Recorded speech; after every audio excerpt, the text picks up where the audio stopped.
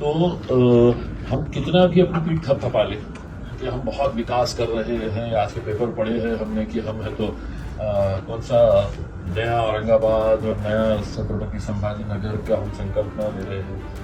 हम पानी पहुंचा पाएगा लोगों को इतने सालों के अंदर? लोगों की मांग क्या है? और ऐसा कौन सा रॉकेट साइंस है कि जयकवाड़ी डैम हमारा पानी से लबालब भरा हुआ है। इतनी बारिश होने के बावजूद हमें जयकवाड़ी डैम के गेट्स खोल के पानी को तो बहाना पड़ रहा है इसमें, और हम वो 50 किलोमीटर की लाइन यहाँ तक लेके नहीं आ रही है इसमें। तो कोई रॉकेट साइंस है नहीं इसके अंदर। इसमें सिर्फ कमर्शियल इंटरेस्ट सबके इन्वॉल्व है इसमें।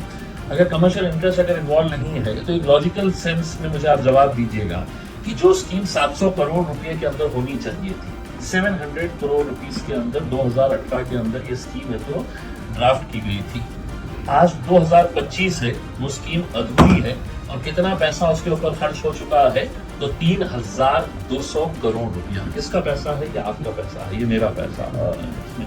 तो हमने लोगों से ये कहा कि आप शहर में हम महीने में 3 दिन 4 दिन पानी दे रहे हैं। किसी के पास 8 दिन के बाद आ रहा है, किसी के पास 6 दिन के पास, किसी के पास 10 दिन के बाद पानी आ रहा है। तो आप महीने में 4 दिन दे रहे, 5 दिन दे रहे, 6 दिन पानी दे रहे हैं, लेकिन टैक्स आप पूरे महीने का ले रहे हैं। तो हमने ये वो किया है कि अगर हम महानगर पालिका के अंदर आते हैं तो हमारा दूसरे नंबर का ठहराव ये रहेगा कि हम जितने दिन लोगों को पानी मिलेगा उतने ही दिन का टैक्स महानगर पालिका उनसे वसूल करेगी। हमारा पहला ठहराव ये रहेगा कि हम देख रहे हैं ना कि सारे क्राइम की जड़ क्या है? तो नशा है। आप देख लीजिएगा पिछले कुछ सालों का निकाल के, या तो वो ड्रग्स के उसमें है या शराब के उसमें, मर्डर्स, क्राइम है, जितने भी चीजें हो रही है।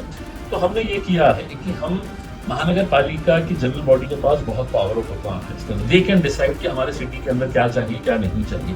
तो हमने कहा कि अगर हम चुन के आते हैं तो हमारा पहला ठहराव ये रहेगा कि हम शहर के अंदर जितने भी देसी दारू की दुकानें थे वो या तो बंद करवाएंगे या उसको म्युनिसिपल कॉर्पोरेशन लिमिट्स के बाहर है तो हम ट्रांसफर करवाएंगे। And this the municipal corporation can do.